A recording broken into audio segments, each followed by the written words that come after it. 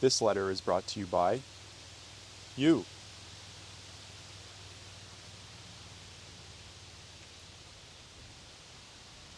Thank you.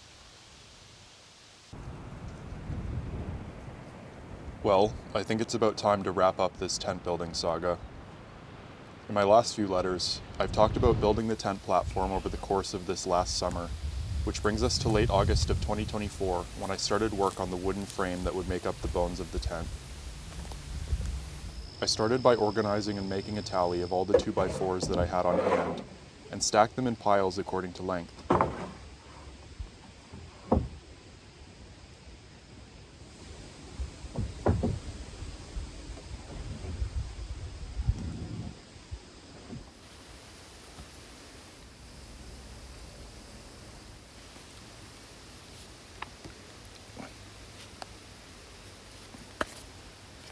Once all the lumber was accounted for, I laid out and marked one of the 7 frames that would make up the tent and its vestibule.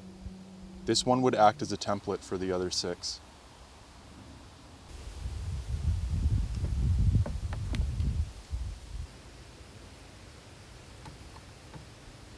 I didn't get that finished before we were expecting a bunch of rain to come through, so I covered everything with a tarp to keep things dry for the night.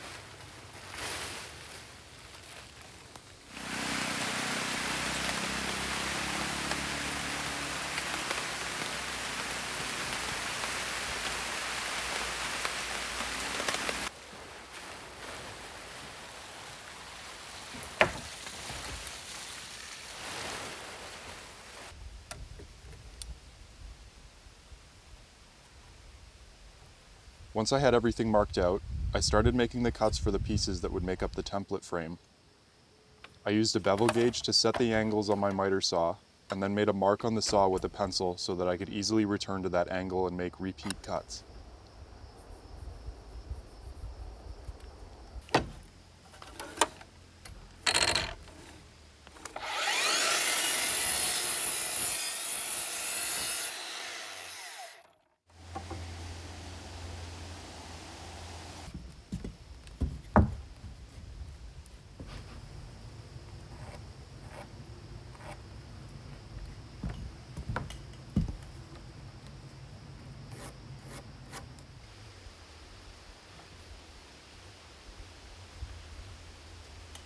Huh?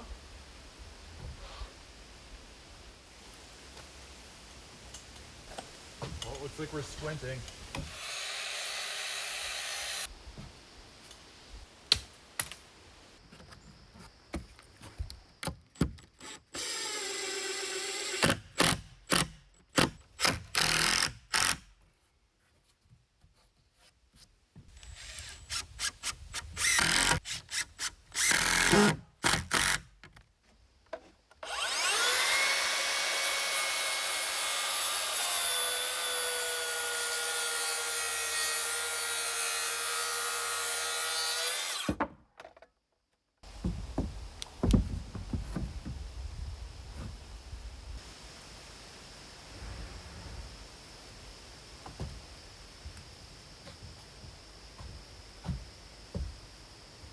With all the pieces of the template cut, I temporarily screwed them together and lifted it up, making sure that the collar tie was high enough to give me plenty of headroom, but not so high that it didn't offer the frame enough strength.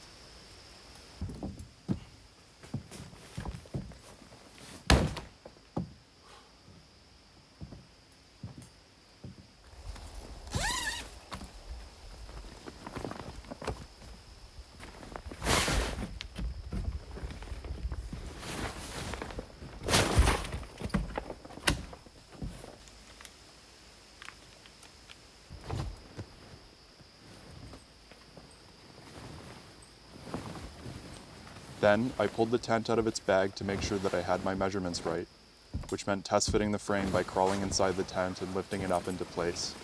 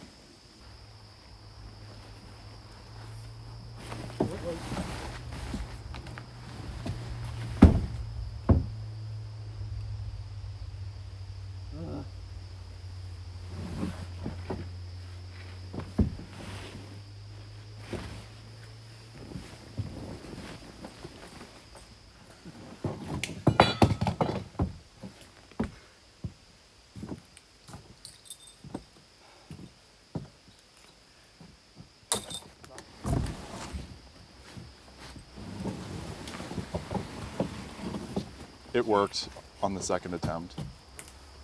Come on. As I was walking up the driveway, I noticed there was a large broken branch hanging out of an ash tree. Gotta get that down. Not wanting this widowmaker to live up to its nickname given by lumberjacks, I decided to try to get it down.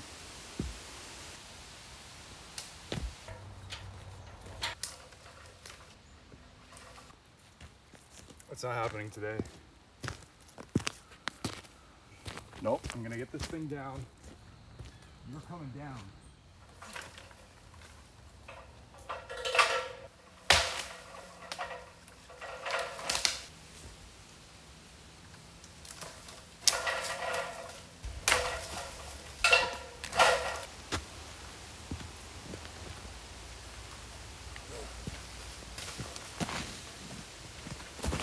It might as well have still been growing out of the tree for how much trouble it gave me.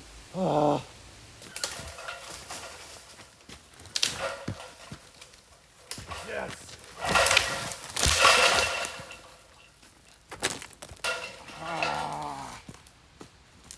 Victory.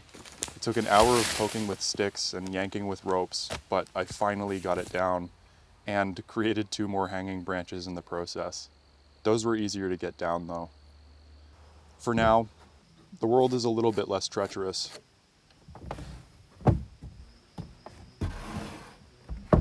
With the dimensions confirmed and the template ready to go, I got to work marking and cutting all of the components that would make up the rest of the frames. If you ever have a building or craft project with multiple identical pieces, try using a template and a sharp knife or pencil to mark them out. It's much faster and more accurate than using a tape measure, which might sound counterintuitive, but many of the old craftspeople worked without using tape measures, relying instead on gauges, dividers, story poles, and templates or patterns. I'd love to dive into old craft traditions one day, if that's something you'd be interested in hearing about. There are a lot of intersections between shipwrights and carpenters.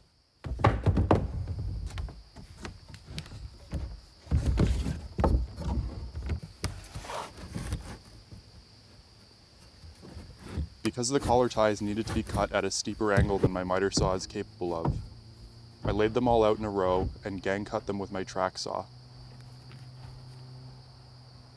Unfortunately, I was a bit tired and foggy, so I ended up cutting twice as many collar ties as I needed. I'll find somewhere else to use that lumber though.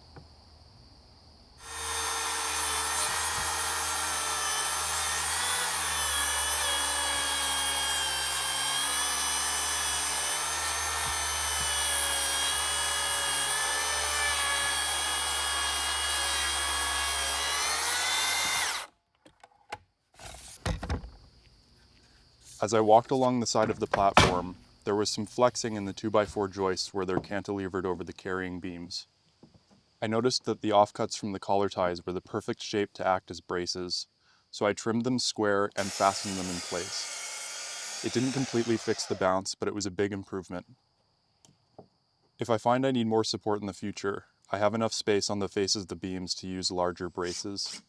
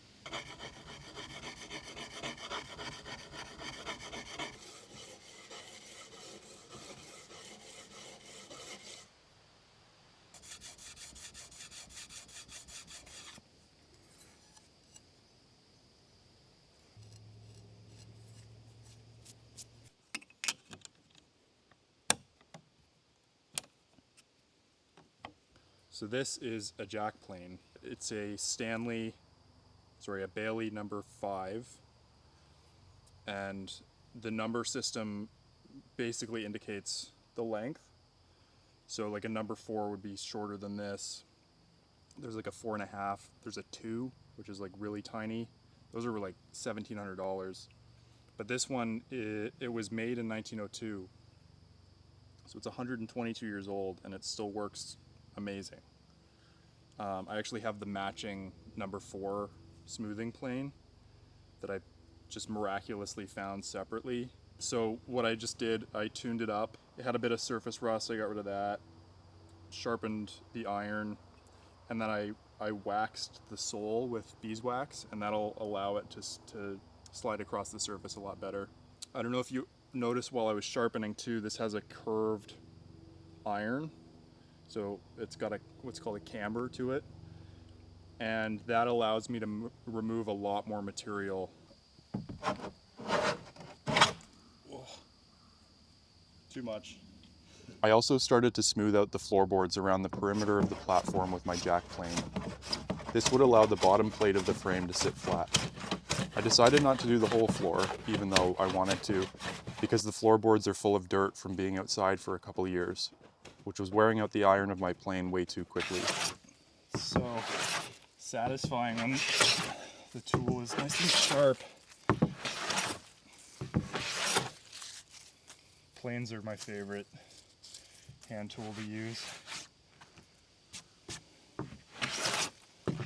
This plane is too important to me, so I'll fix up an older one and convert it into a scrub plane to finish the floor later.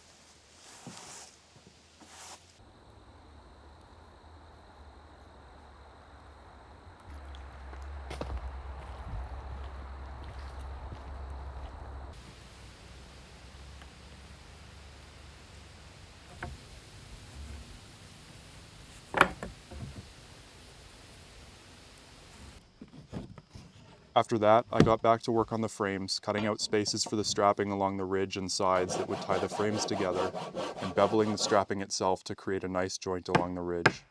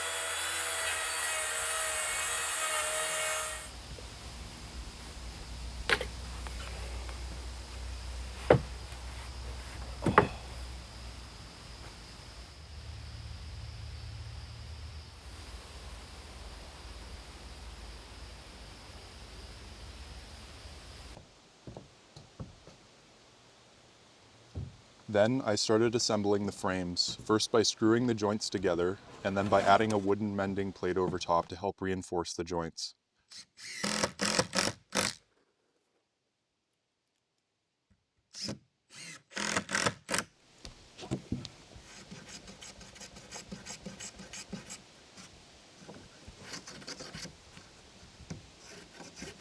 As I was doing the framing, there was a nasty sickness going around the province, and of course I caught it, and it knocked me on my butt for the last few days of building.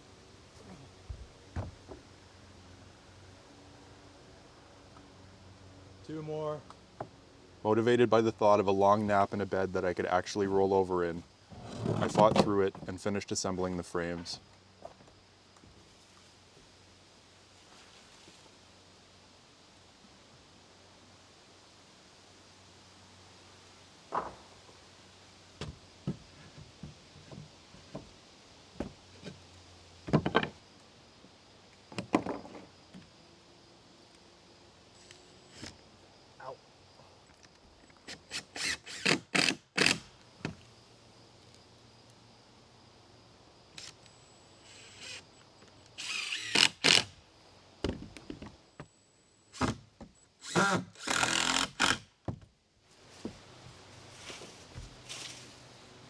It's the last one. Oh.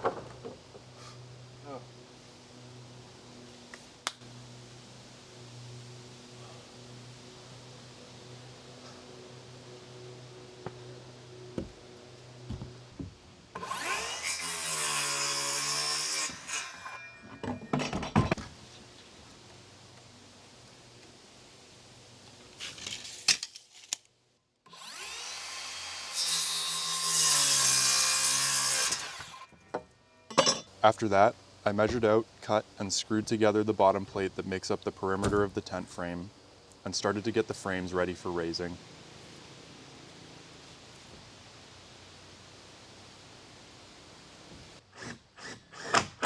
Because I was doing this solo, I screwed a scrap piece of strapping to the first frame to act as diagonal bracing.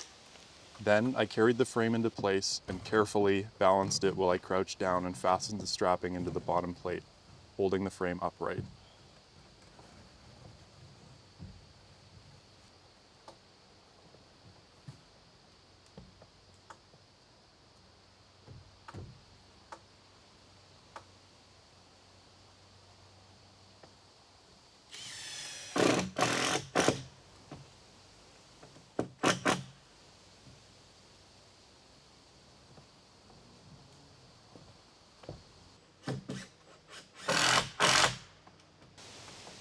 With the first frame secured, I worked my way through the rest, balancing them while screwing in the long pieces of strapping that make up the eaves. Is it still called an eave if there's no overhang? Anyway, the strapping that ties the frames together where the wall studs meet the rafters.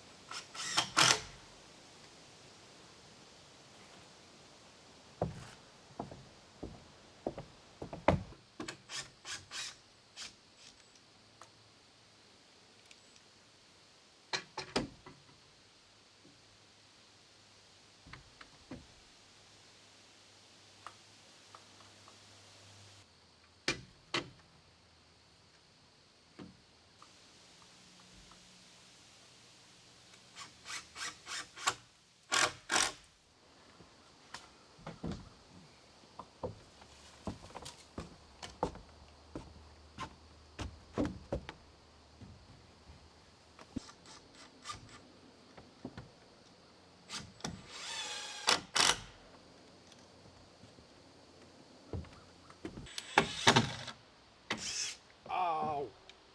Just stabbed myself in the chest with this thing.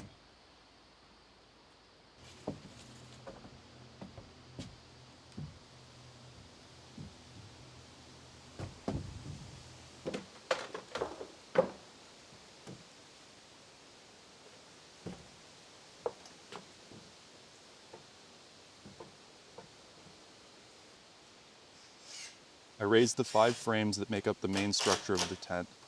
The other 2 are for the vestibule that I put at the back to create a covered porch, which I installed later in the fall.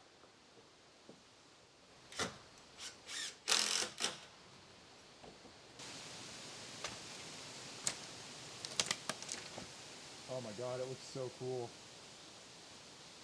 The next day was the day that me and my friends would drape the canvas over the frame, and I would have a dry space to lay my head for the next few years. Good morning. Hopefully I'll get the canvas on today with my friends, and then, yeah, I get to live in something larger than this. This is how I've been living for 3 months.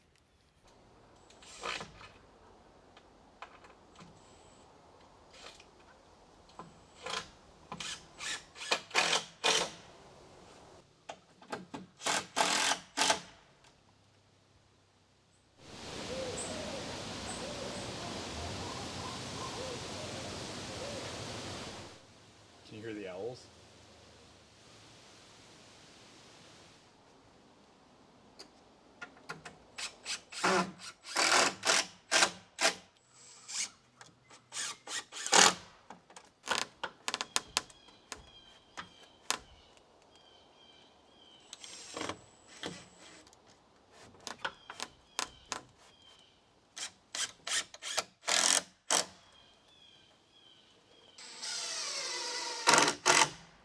spent the morning installing the ridge strapping, which finished the frame, and then we put up the canvas.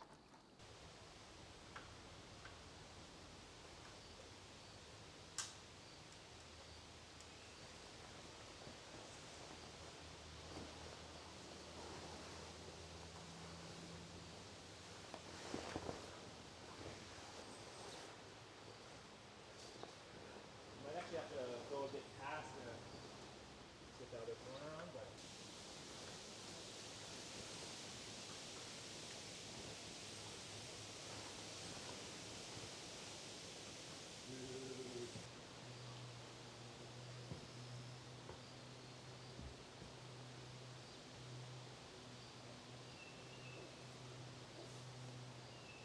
after 3 years, I did it.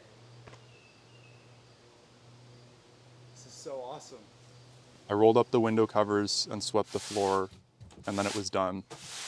For 3 years, I had wondered what this space would look like, and I finally had my answer. It's beautiful. The sunshine diffuses as it comes through the cotton canvas and makes the whole tent glow with warm light.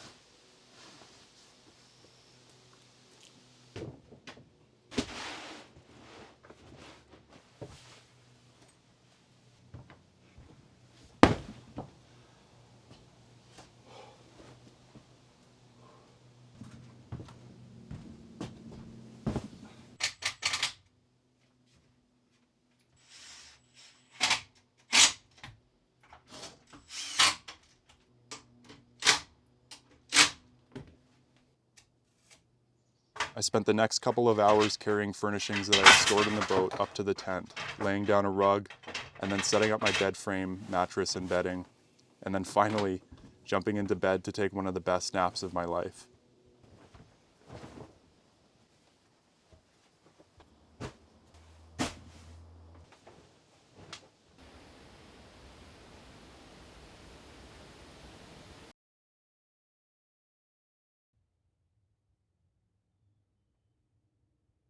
And that pretty much brings things up to date. They aren't the most glamorous digs in the world. It's cold and drafty, but unlike the apartments I've rented and the couches I've surfed over the last 5 years, it's mine and I'm happy.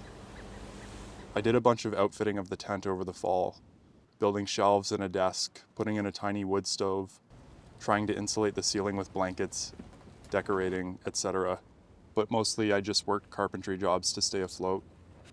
I was hoping to have started stripping the paint by now, but the weather has been bitterly cold and it's hard to hold a scraper with numb fingers.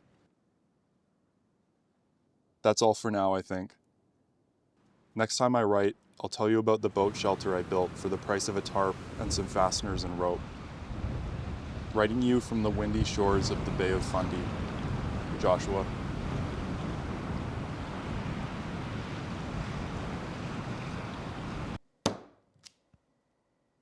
This week's letter is from Connor in Thunder Bay, and Connor wrote me on a typewriter that he restored, which is awesome. He writes about the Lakers, which are not a basketball team, but the huge freight ships that go between all of the Great Lakes and the ones that dock in Thunder Bay. And right now they're all dormant, so they're covered in snow. The whole lake is frozen over, which is kind of crazy to think about because it's a huge body of water. Yeah, I've actually been to Thunder Bay before.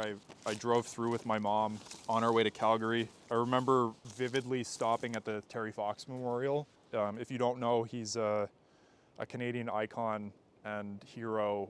He lost his leg to cancer. I believe it was sometime in the mid-'80s. He ran the Marathon for Hope, and he started in St. John's, and he made it all the way to Thunder Bay, and then unfortunately the cancer took his life, and he would have made it all the way to the Pacific. He was so determined and such an incredible person. And so I have a little something to honor Terry Fox that I'm going to include in the boat, and I'll share that with you when the time comes. I'm pretty excited about that. But yeah, that's it for me. I will write again soon.